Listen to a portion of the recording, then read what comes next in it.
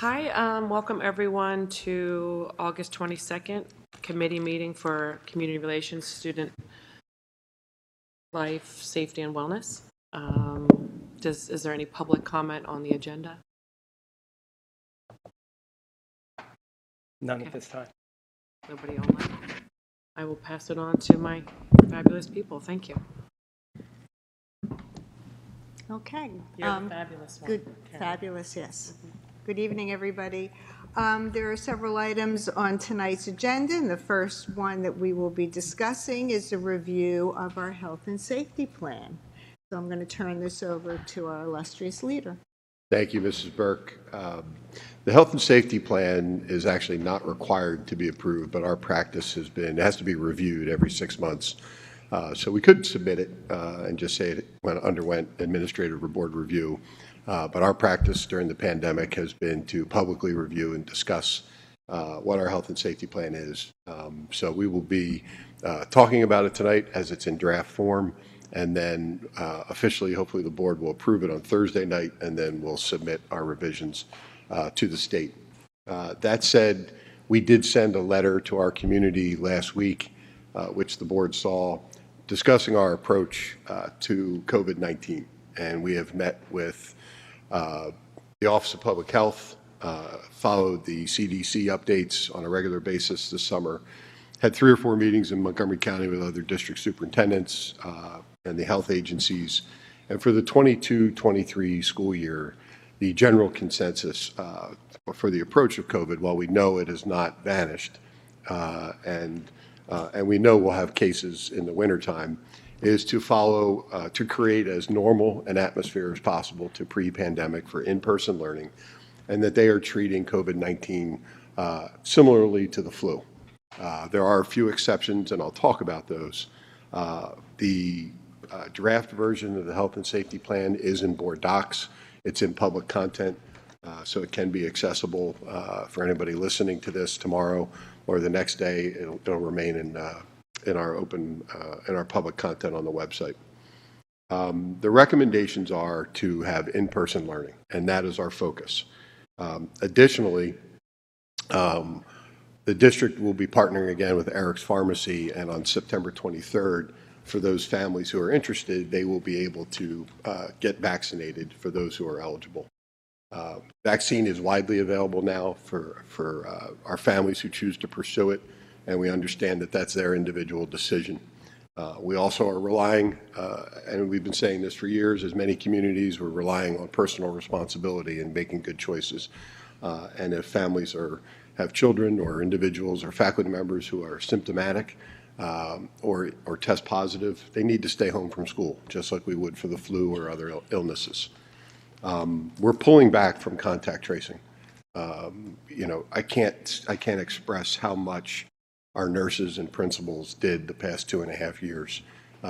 Just the amount of time dedicated to it, particularly on Sundays and Mondays, which seemed to be the height of when we would get calls about positive cases, because we know the reality is there's so much that goes on in our families' lives and our faculty's lives outside of the 7 to 8 hours they're here on campus at our schools.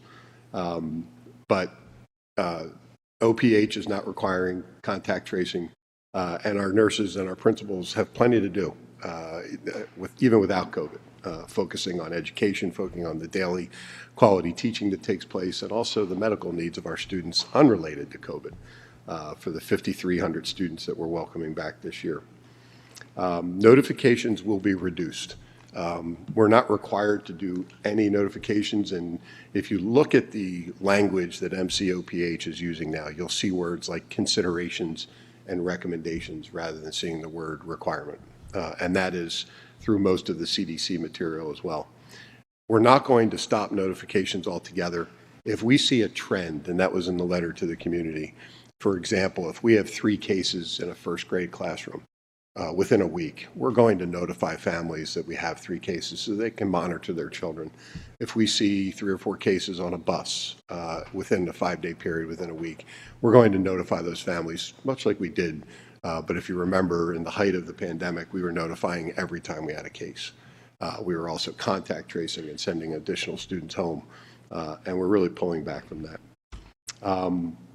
We know we're going to have cases, and if we do, and we find and we have a positive case that's reported to us, families, the children will need to isolate, or faculty members or staff members will need to isolate for 5 days. And we are asking the families when they return for the days 6 through 10, except when you're eating, but during the day to mask for days 6 through 10. I talked with OPH last week. Karen did as well. So did our nurse liaisons.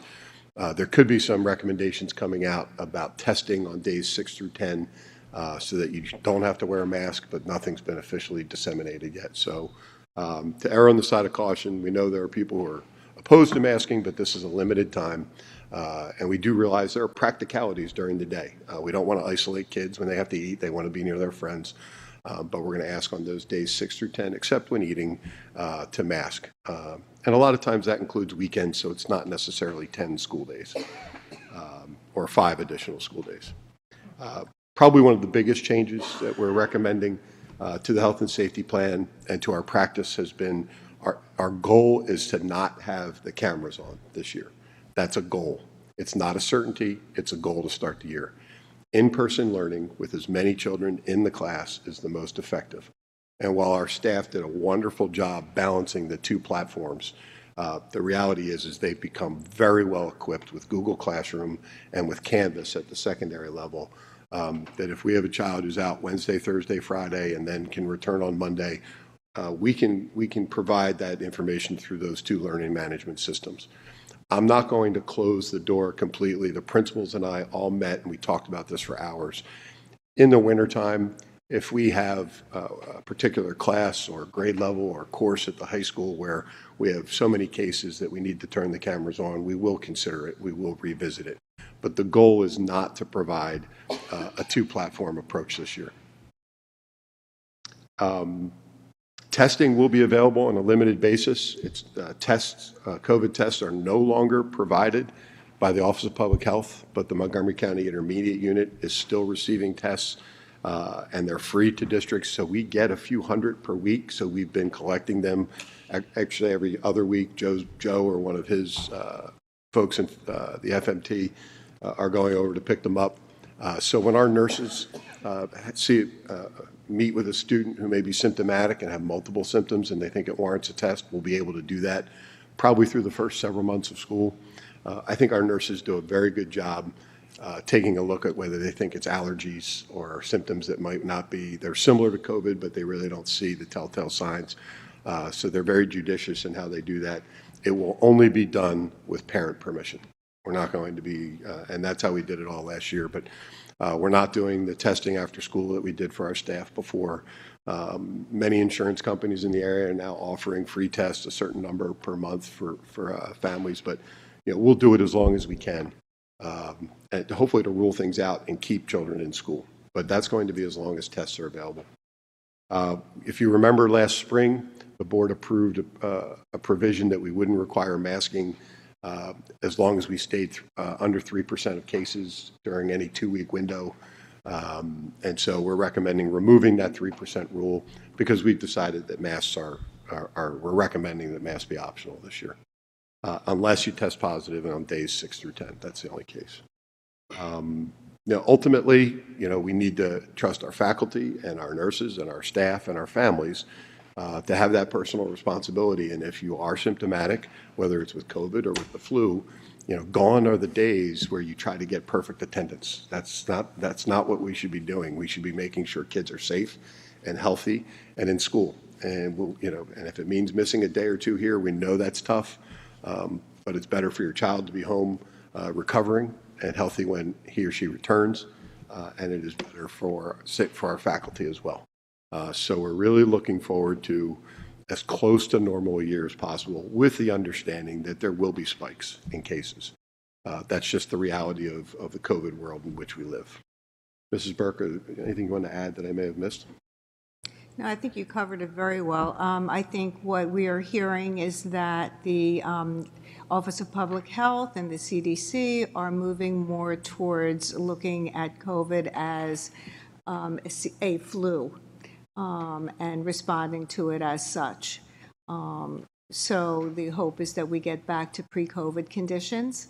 um, normal, if you will, and do the best that we can to follow our guidelines as far as our sick policy is concerned. So encouraging the community, if your child is feeling ill, they should stay home. We want our students in school, but we want everybody to be safe in school. So it would be no different than any other illness. If your child has any of the illnesses that are listed in the handbooks, that you follow those. And when in doubt, you can call the school nurse in your building, and they will guide you. So that's pretty much it. Before we were getting school exclusion guidelines from the Office of Public Health, they will no longer be putting that out. The only requirement that they're asking schools to follow is the 5 days out for positive cases. And that's from the day they test positive or when they know they got it? I always get. From when they either test positive or exhibit first symptoms. I have just a question about when the doctor's note is required, because, it used to be after 3 days of illness, and now there's a 5-day quarantine. And is any of that going to change in terms of what we require from doctor's notes, or when we decide that a student is truant or anything like that? It's a good question. Megan Raddick, who's in charge of our home and school operation and handles all the truancy cases, I'll have her write up a summary, but there are exceptions with COVID. Obviously, Pennsylvania has compulsory attendance laws, but we have latitude in interpreting those as a result of COVID. If there's other absences piling up on top of that, then we have certain things we need to follow through. But we do know that even vaccinated individuals can still get it, hopefully at a much milder form, and they're still asked to stay out. So the courts and the PDE has gotten more lenient when COVID came into play regarding those rules. Question. It's 5 calendar days, not 5 school days, correct? Correct. Okay. Quick question. You mentioned the clinic in September. Is that only for Colonial students, or can it be for little kids? Is there an age? Can it be for younger siblings? Do we know who the clinic? We'll talk to Eric's. We'd like to open up to as many as possible. Yeah, So I mean, Jess, because we'll follow little up. siblings would be great if they could get it as well. Sure, I wouldn't see why we couldn't do that. All right, can we find out so we can announce it Yep. Thursday night? Thanks. They're also going to have the variant-specific booster available, I believe, so we'll be all, and flu as well. Yeah, we thought about doing it in August, but just with the number of vacations and travel, we just thought it'd be better to do it a couple weeks into the school year. And one other question. You mentioned getting away from cameras. Have you made a decision about board meetings? So I think we should mirror what we're doing in our schools. So I know the board has provided access via Zoom, whether we've had board members that needed it, but also to give our community access. But I think we should talk about it too on Thursday evening. We already are on YouTube, we have CITV, we have an email that you can send in questions. So I'd like to get back, my recommendation would be to try to get back to normal because we have had some audio issues and some challenges with Zoom. But our meetings are open to the public to come and have discussions, and many of the folks that have come, we've been able to get into very positive conversations afterwards. So we should talk about it publicly Thursday too, and then have a formal announcement depending upon what the board wants to do. Great, thank you. Since we're not doing contact tracing, does that mean that the COVID dashboard is also going to go away? Great question. It's all the soups in the county are emailing back and forth about it. We're going to maintain the dashboard, but we're going to have a disclaimer on there because the reality is it's going to be based upon what's reported to us. But we do think people there are several folks in the district that like to check on it and just see if cases are up in any particular building or going down. But we're going to take that column out that has the 3%. But we're still going to keep the confidential list that we've kept per building with our nurses and principals and try to track it as best we can. Great, thanks. But I know in talking with my colleagues, it's some districts are doing it and some are not. Gotcha. And we have to realize it's not scientific. It's based on what's been reported. Yeah. So just a clarifying question around the families will be notified of positive cases in school if a trend in a particular classroom or bus is noted. And I heard you say if there's 3 in a classroom in a week, we'll send something out. There's 5 in a bus in a week or whatever. Is there like a hard and fast rule that we're following just in terms of consistency, or is it really, I guess, how are we doing that? How are we defining We're that? going to use 3 as the number within a week, whether it's on the bus or the classroom. Okay. I think I may have said 3 or 4 on a bus, but it's 3. Okay. One of the, when MCOPH talked about what their recommendations were going to be, they partnered with Chester and Delaware counties to align, which is really something that hasn't happened. I'm not saying they all weren't well intended, but a lot of the county departments were not on the same page. And so one of the challenges I know they had in the spring and summer was defining what an outbreak is of COVID. If it's 3, but 3 out of how many? If you have an assembly with 100 kids in it, is it 3? If you have a classroom with 17 kids in it, is it still 3? And so that's when they abandoned that, because just because of the realities of what happens in a school day. A lunchroom, your denominator changes. So we all decided internally, and they said it's up to districts. So we don't want to close off all communication. And we know the reality is that we're close in a community. Families talk, especially in our elementary grade levels, and homeroom parents talk. And so we're going to use 3 as a rule of thumb during a 5-day period, Monday to Friday. And the other thing is, we don't know when COVID's going to hit, right? There's going to be a case on Saturday afternoon. There could be a case on Wednesday. So that's going to be our general rule of thumb. Does that make sense? Just to clarify, you said Monday through Friday. It's any 5-day window. So if it's like Wednesday, Thursday, Friday, Monday, Tuesday, that's 3 in a week. It's really going to be challenging to, Yeah, I know. to That's why do I'm like a just- rolling 5 days. So we're just Okay, looking so just at each within week. the 1 week. Yeah. Okay. The original, not to get too in the weeds, but one of the original documents I saw way back when school just ended in June was an outbreak would be 3 cases over a 14-day period. And so we had a meeting and we said, okay, so what happens if on day 9 and 10, 2 of the children are back, and then we get 2 more cases on day 13 and 14? How are we even going to, the math behind it was, I'm not very strong in math to begin with, but just wrapping our arms around it was very challenging. So it certainly is imperfect, but everything that's come out in the past 2 to 3 weeks, particularly from CDC and from OPH, is these are recommendations, and that it's up to individual districts to be more stringent if they choose to be. So I know we're getting away from, the goal is to get away from cameras. We're going back to unified lunches. We're not doing Are there any pandemic tools that are going to remain in place, possibly because they made school better, or just because we still think that they're required? Or just kind of curious, it's a vague question, sorry. I'd have to put together a list. I can tell you that, not much good came out of COVID, but one thing that was really impressive with our staff was how technologically proficient and advanced people became. I'm thinking of some of the things that our math department did at the high school, where they asked us to purchase, some things I had never heard of, and I visited the classrooms and saw what they were using, and it was really amazing. And of course, I can't think of the name of what some of the things Jill shared with me, but I'm sure there are plenty. Like another example, flipped classroom. We have several teachers and teachers were doing that before COVID, but they lecture now and they create their videos, and the homework that evening is to watch the lecture. So when they come into school, kids can go right into the experiment in their science classroom. And that was something we were pushing pre-COVID, but it's certainly expanded as a result of it. So we are fully one-to-one throughout the district. We are Chromebooks from grades 2 through 12 and iPads still in KM1. Drew and Dave have worked on a great budget using a combination of district resources and ESSER's funds from the federal government to do that. So those advancements, I think, will continue. And I think in some respects, too, when we pull back and do the more in-person learning, maybe we ought to reduce a little screen time and get back to, holding a book or writing, those types of things. So it has its place, but the technology doesn't replace the curriculum.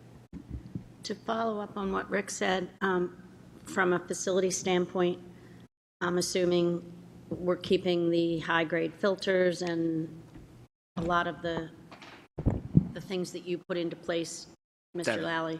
Yes, we are. And we will be running the units for the prolonged time that was still recommended for what they called cleaning the air. So after the students are gone, the units will run for a longer period of time. Filter changes will happen more throughout the year as we did last year and the previous year. And our cleaning procedures will stay the same. So we are changing nothing on the facility side. Outside of, I think you see, like Dr. Christian said, some normalcy with some signage that's not in the hallway and arrows and things like that. But everything else is remaining the same. Thank you. You're welcome. I was remiss, during the pandemic, we didn't have any volunteers in for some period, and then we had some restricted access, so we're opening up for volunteers to come back in.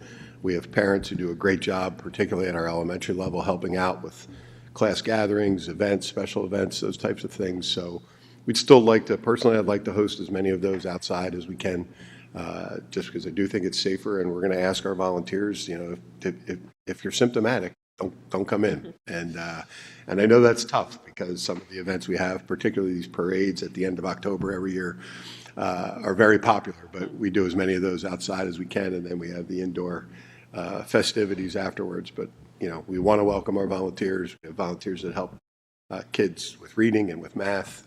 But if you're symptomatic, we just ask you to use discretion and stay home. Along those lines, I think there was a push, maybe in the spring, reminding people to get their clearances again. And can we send something more formally out? Because No problem. I think it's but just I think a reminder, I think Sure. the 5 years has gone since the last real big push we did for everybody. We could do that. I can promise you that the volunteers are coming fast and steady. There's 10 to 12 every day that are getting approved, so they know they're coming back, so it's good news. Other questions? And our non-COVID health and safety guidelines are published in the student handbooks for people. So the symptoms, like if you have this, or 24 hours since you had a fever, 24 hours since you had a stomach bug type scenarios, those are all published, and everyone gets the regular, like, this is smart school, when and not to attend list. So we'll move this forward to Thursday night and give another brief presentation and discussion, and then hopefully the board will approve it and we'll be ready to move forward. But we are very much looking forward to the return of our students and staff.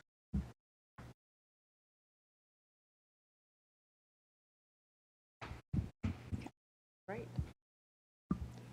School safety and security. We thought it would be prudent to have Tim McDonald attend. Tim is obviously our district safety officer, and we all know of the horrible tragedy that took place in Texas near the end of the school year. And so the district, and before Tim presents, because not to be too repetitive, we every year when the administrators and I meet and we discuss goals as we enter the new year, there are several pillars and sort of themes that we follow. And the prevailing theme, before we even talk about student achievement, is making sure that our children feel safe and cared for.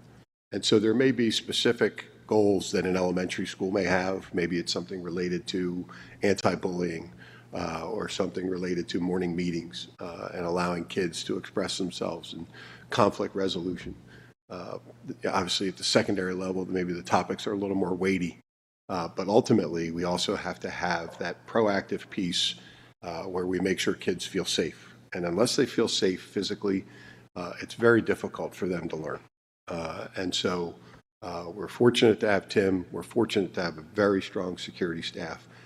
For the public's edification, reminder, this past June, the board, right before the budget was passed, approved 3 additional positions, security guards. So we will have a security guard in each of our 7 schools. Obviously, the high school and the middle school have more because of their size, but you will be greeted by a security officer, not only because of the other safety measures we have in place, but that human-to-human contact is critical.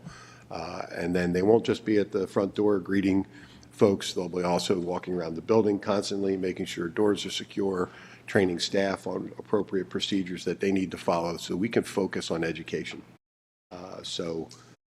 Tim, I probably stole a little bit of your thunder, and I apologize, but I asked Tim to come out and talk to the board about many of our safety measures that we have in place.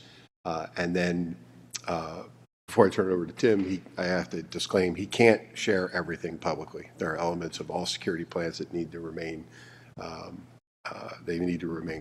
confidential. And then the second piece, just so everybody knows, the administrators did a retreat on this summer. And then the retreat wasn't just about school safety and security. It was also about what we can do to make sure we identify students who are in need. So day 2 was all about mental health supports that we can provide students and recognizing students in need. So Karen and her team did that presentation. But I'll turn it over to Tim right now. Thank you very much, and thanks for having me here tonight to talk briefly about safety and security in the district.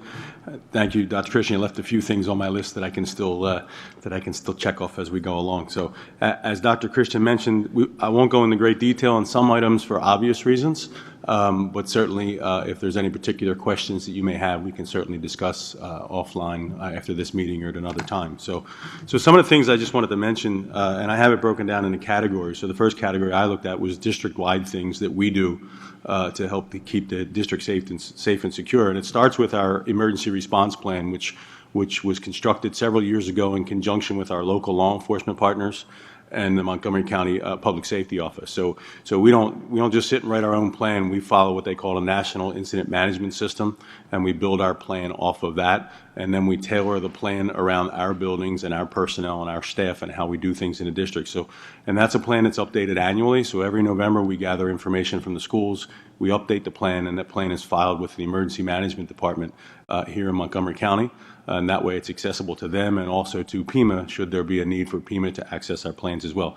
And that plan is a requirement, so that's something that we do on an annual basis.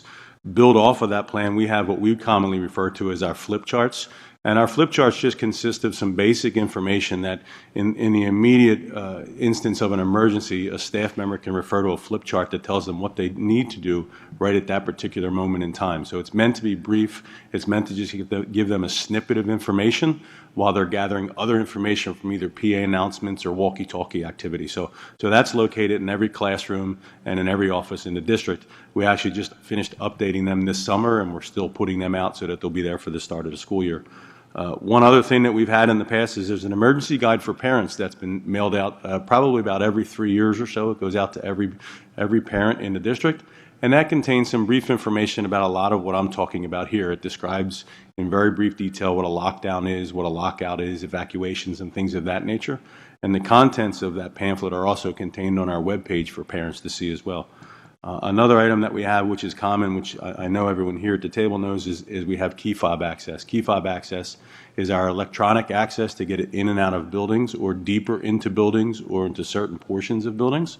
We have 103 doors in the districts that are controlled by electronic access, and that access can be seen in a computer in my office. It tells me who's opening a door, whether a door's been propped, whether a door's been held open, or whether a door is broken. So we have that information constantly coming in so we can be aware if there's a failure in our system at any given time. Part and parcel to our key fobs are our cameras. There's 252 cameras located throughout the district, spread throughout all the buildings and outside of the buildings. We've increased that number quite significantly over the last year, especially with the addition of the middle school.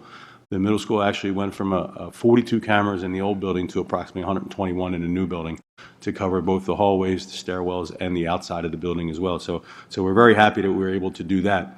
An item that is new to the district, about 2 years old now, is something called Alertus. And Alertus is a 911 button that's located in several different locations within each building. And when pushed, that button immediately notifies the Montgomery County 911 Dispatch Center and instructs them to immediately dispatch law enforcement to a school because there's some kind of a problem.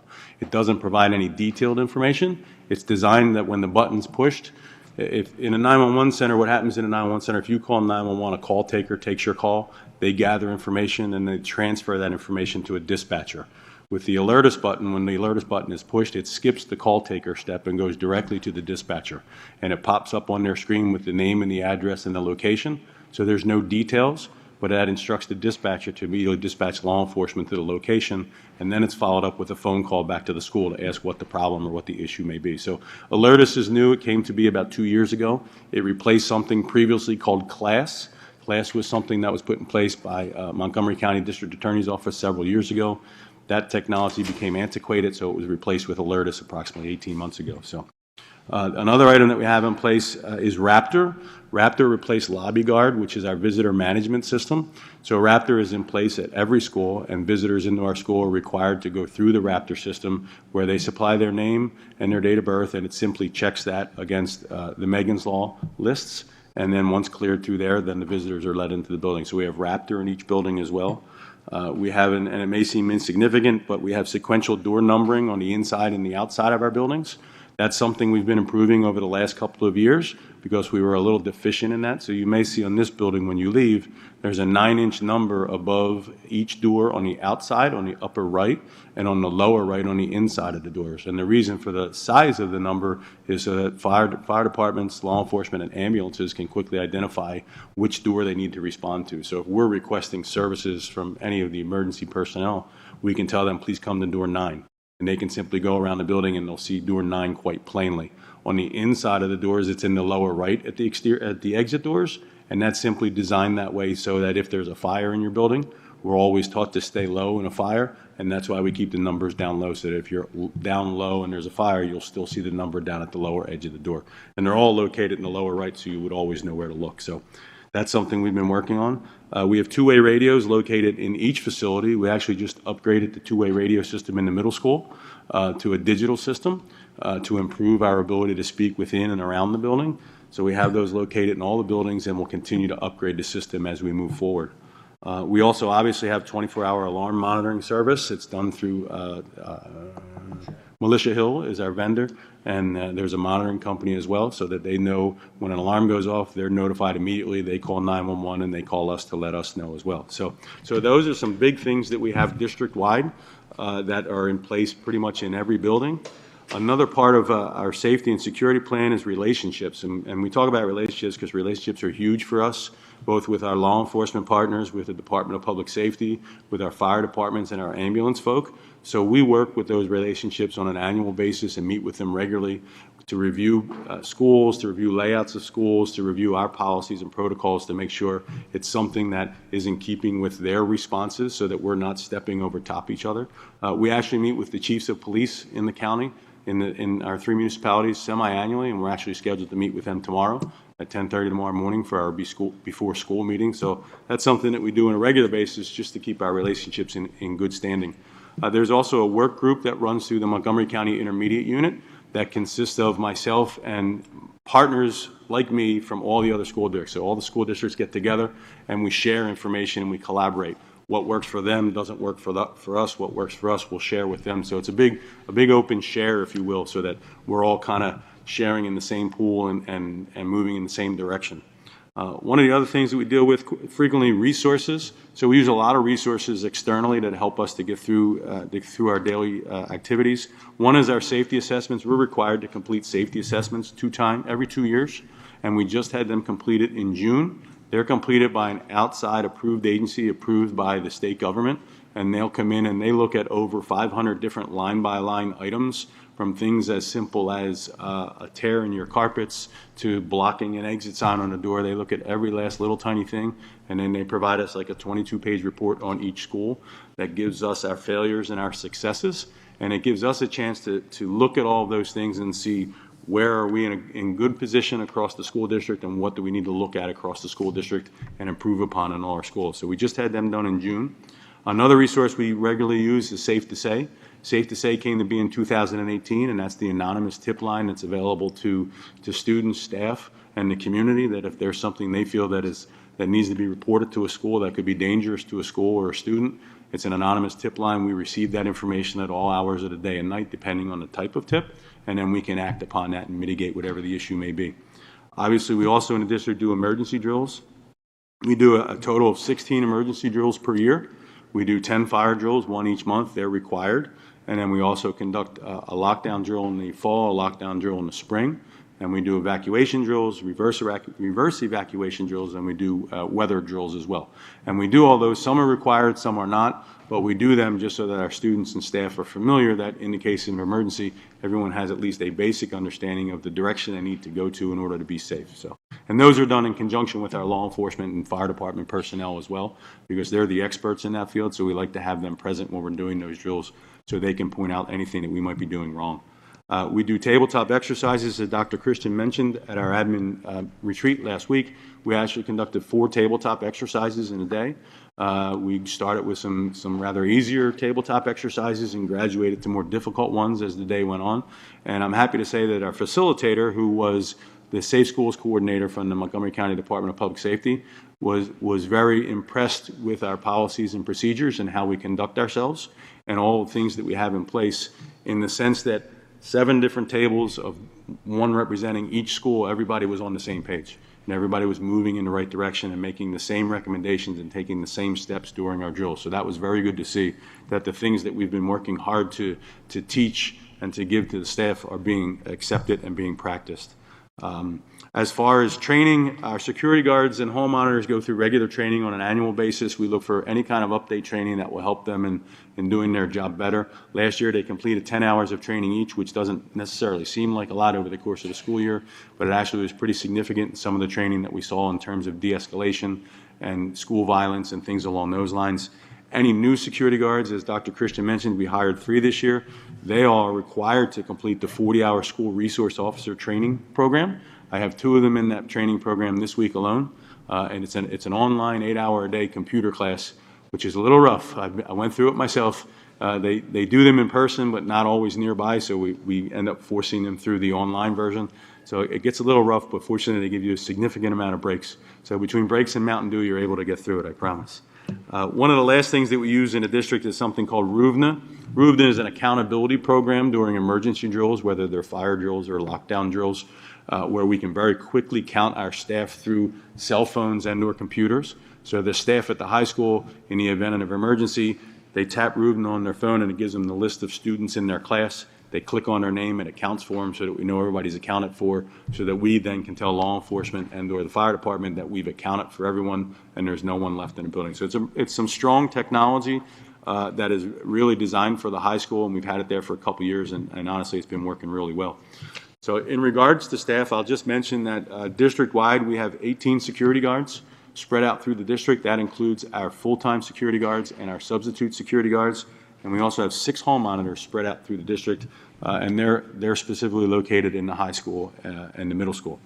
The last thing I'll mention is our the ongoing things we do. I don't feel that safety is a stagnant thing. Safety and security changes every day, whether it's because of an unfortunate event like Uvalde, or whether it's just simply because something we read in the news locally. So we're constantly reviewing and looking at any type of new product that may come along that we think can be a benefit to the district. Not everything is. Some things don't meet code, and our fire marshals will hold us to the code. So there's some things that we'll look at, we'll speak with them, and they'll say, that's a no-no, you can't do that, and then we'll find a workaround it. So we've looked at, and Dr. Christian can attest, we've looked at several things over the last couple of years, some that looked okay for the district and some were not going to work for the district. So we continue to do that on a regular basis. The last couple of things we've looked at, there's been some door bars that they created where you can lock down a doorknob and something like that. Fire marshals looked at that, and the obvious problem with that is they need to manipulate that, and not everyone having the capability to manipulate that. So that was something that, while it may have looked good at face value, it's just something that wasn't going to work for this district. So, and the last thing that we're always looking at is grants. Grants are huge, especially in safety and security. Last year, we were able to obtain the only grant we could find, which was $25,000, which is nothing to sneeze at, of course, and we were able to add some of those key fobbed access points at some of our elementary schools, which created more access points so that when the students are outside, they can get back into the school more quickly. Rather than looking for one door and having the entire grade level go through one door, we can spread ourselves out because there's additional doors to get in. So we were able to do that last year. There's a grant that just came out this year. We were notified of it maybe a week or so ago, and we're working vigorously because it has to be submitted by the 31st of this year. I know myself and my department, and I know Karen and her department, we're trying to get all the quotes and everything we can in order to get everything in time, because it is a substantial amount of money. It's non-competitive, so it's basically guaranteed money for us. So we just need to submit the proper paperwork for them to satisfy them. So some of the things we're looking at that is some training upgrades, or I'm sorry, some camera upgrades, some training for security staff and nurses in terms of CPR, AED, stop the bleed. We're looking at a door loop handle issue that we have on a couple doors where we need to remove a door loop, some AED upgrades, some playground protection upgrades, and some software that will provide us notification district-wide when doors are propped open or held open for longer than a standard period of time. So those are some of the things that we're looking at in terms of grants going forward. And that's pretty much everything that we have that we're working on. There's certainly other things that I didn't talk about that are more on the background side that we keep close to the vest, if you will, so that we're prepared to act when we need to act. So I'm happy to answer any questions here, now, or later. I have a question. So with the new Raptor thing, the lobby guard, you said it checks Megan's Law. What if someone has submitted that a certain a parent or somebody is not permitted to visit a child or pick a child up? Does that come up with that, or is that then the staff's job if they get past the lobby guard? So we call them red flags, and all the staff, all the secretaries are notified and aware that if there's a situation like that, they just bring that to my attention, and I manually input that into the Raptor system. Cool. So that if that person comes in and they're not supposed to have contact with a child, it will flag them and it'll explain why they can't be there. So that alerts the desk member. If I put it in for Plymouth Elementary, all 7 schools get the same notification should that person show up in another school for some reason. Thank you. Mm-hmm. I have a bit of a follow-up question to that. When we were, and I guess kind of to Dr. Christian as well, when we had really restricted parents from entering the building and we did early dismissals and children were brought out to us, when I picked my son up, for example, they would come to the door and they'd look at my ID. So obviously during then it wasn't necessarily going through Megan's, the system, because they would bring my son to me. Now that we're going back to really implementing this, are we going back through a training again? How are we reestablishing these expectations with our school staff that transfer students back to parents? You know, when we have periods of time when we're not implementing for other reasons, when we go back to this, it's always good to just touch base on that. So just wondering, like, how are we really re-communicating that to staff, the expectation? Well, that's a good question.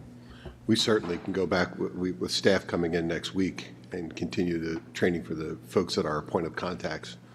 So our Raptor policy includes the exact steps of how to release a child to a parent, and that involves showing an ID card so that they can confirm that that person is on the emergency list for them to be released to. So we'll certainly remind them of that before the start of school, so they're aware of that.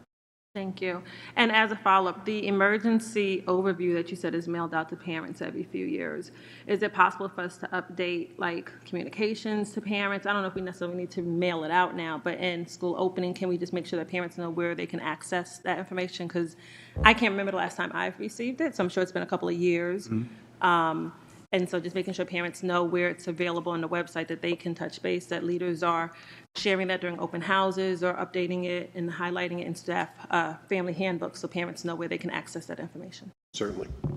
And then I had a similar question follow-up. So in addition to communication for parents, but our older students, so our high school and middle school students, do they also receive this information in terms, especially with the definitions? So we talked about the definitions, differences. Lockdown and lockout and those things? Lockout, yes. So our older students, you know, who aren't familiar with all these terms, and maybe the parents aren't necessarily sitting down with them and reviewing this guide, is there opportunities to make sure that our students are aware of these items as well? We can go over that when Jason, Dr. Bacani, and Mr. Kaplan do their class meetings at the beginning of the year. Yep. Question. I know, I believe this is confirmed, but we put the 3 positions in the budget. Did we hire people for those 3 positions that we're excited about? Yeah. We are fully staffed. All right. And then the other question is, we had applied for grants to upgrade the systems so the emergency responders in the new middle school could get better signal. Is that the two-way walkie-talkie upgrade you were talking about? Or? No, the two-way walkie-talkie is just for our staff, but I know Mr. Lally can speak about what had to be done for the police department. Yeah, the grant we applied for the first responder for the middle school, we did not get. We were not approved for that grant, but the system is complete and it is up and running. Great, thank you. I just wanted to note, I appreciate that the staff had the training around supporting students with mental health and mental health concerns. Is it possible for the board to just receive a copy of that, just so we're aware of, how staff is being trained? And then my second question is, it's in the health and safety plan, I believe, EAP, the Employee Assistance Program. How is that? I think that's really a huge asset, and I really think that staff, or I don't know how that's communicated with staff. Could you just talk a little bit about that? Certainly. Answer the question number one, absolutely. We'll put together a packet for the board, electronic or paper. Secondly, Mrs. O'Reilly in her office, we have a opening faculty meetings when the staff returns next week. On their agendas specifically is the Employee Assistance Program, how it can be accessed, and whether phone number or calling HR. If they want to call direct or go through HR, they have a couple different avenues.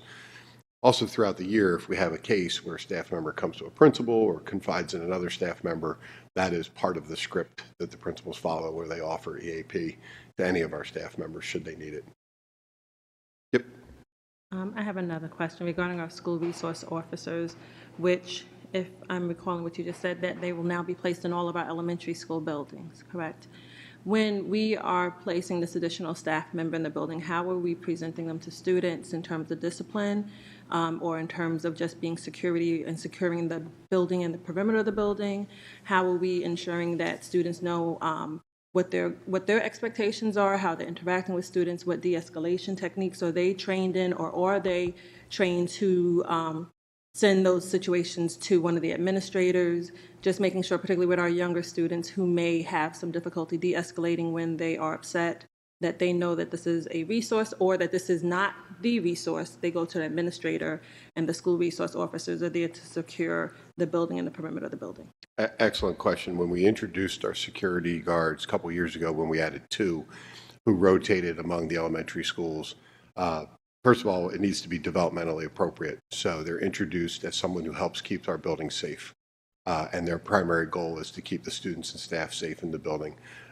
Related to students who might need assistance with de-escalation, that is the responsibility of the principal, the guidance counselor, special ed teacher if necessary. Only if it's an emergency where somebody could be doing significant harm to themselves or others would the security officer even intercede. Obviously, at the middle school and high school level, there's more interaction, but we want our students to feel comfortable in school, so they're introduced by the principal, and then visiting the lunchroom, saying hello to students, making sure they're visible, meeting parents, greeting parents at the door. And we talked about that specifically through the interview process, because we're talking about K-3 buildings and the 4 or 5 building. When we interviewed we need somebody who's going to understand that they're working in that setting, and there is a special kind of person. There's a reason I listen to kindergarten teachers. I was a high school teacher, and every high school teacher should go spend a week in kindergarten. So when Mrs. Hope speaks, I listen, and when any kindergarten, and so our security personnel need to understand that too. The principal is in charge of the building. They report to Tim, and Tim will give them their assignments, but they have to understand how a K-3 and a 4 or 5 building work. These security guards at the security personnel at the elementary level, we used to rotate them. Now that we have one for every building, will they stay in that building all the time? Yes, they'll remain in the building full-time, and the benefit obviously to that is familiarity for staff, students, parents, for everyone. We saw that a little bit during COVID because we kind of fanned out security from the high school and the middle school because we didn't have the full student body in there, and it paid real dividends because the security guards assigned were able to say hi to parents by name, and they know that little Timmy's supposed to get into that red car and it's blue today, so I need to find out why that's a blue car. So that's why it's very important that they stay in one spot all the time. That's great. Thank you. You're welcome. I wanted to add also that our security officers are also all going to be trained in safety care, which is de-escalation training. So I think that's pretty important that they be involved. And I know this, I don't know if this needs to be said, but I'm going to say it anyway. Our school resource officers are plain dressed. They're not dressed as a police officer. They are in plain clothes. They do not have any weapons on them. We do not plan to have any weapons on them. They are plain clothes, happy people helping to keep us all safe. Bright blue inviting shirt and khakis and soft shoes and a smile on their face. There we go. Thank you. I have a question. So since we have one person at each school, what do we do for extended leaves or illness or periods which they can't fulfill that? We do have a list of subs that the board has hired. It is a challenge finding part-time folks and subs, but we do have some available in case we have an extended leave. We also, because we have multiple individuals at the middle school and high school, that if we need to borrow for, in an emergency for a day or two, we could. I'm not sure if we can answer this one as part of the safety plan, but is there any positions in the building that the expectation is that they're supposed to put themselves in harm's way in case of a situation, or is that something we're requiring of staff? I'm hesitant to say, but that really is the expectation of security guard.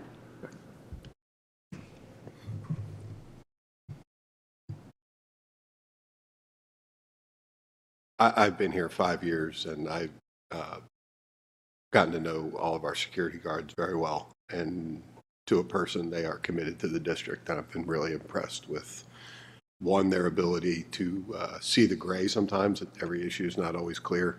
They're very patient, and I've been very impressed with the relationships they develop with students and staff. And that doesn't mean all the decisions we make are perfect, but there's a relationship that is developed that I think our families rely on, and I know our students rely on, and I've been very impressed with it.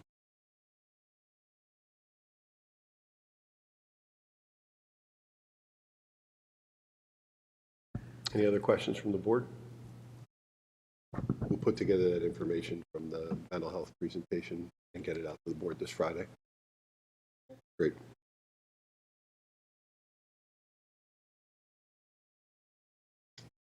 Okay. The last item, I believe, is on international exchange students at the high school. We received 2 applications for exchange students. One of the young ladies is from Spain. The other is from Germany. So we're excited to finally be able to accept exchange students again. Just another reminder that we're post-COVID. Any questions about that? Okay. Do we have any students that are going overseas? For That I don't know. I only get the applications of people who are coming in. Okay. Have we had students? I mean, we do that, right? We send students. Yeah, and they Do. exchange. I'll ask Dr. Bacani to see if he's filled out any references or forms. Nice. And if that is something that parents are interested in, is that something that we present to students so that they know that that's an opportunity available to them, or is that something parents have to kind of source out on their own?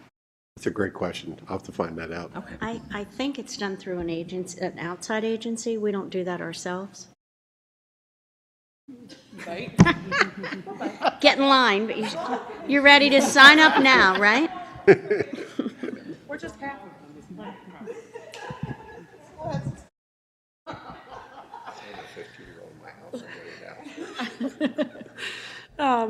Are there any public comments on for the board from you?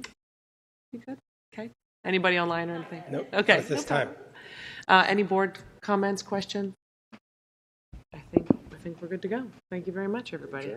We are adjourned.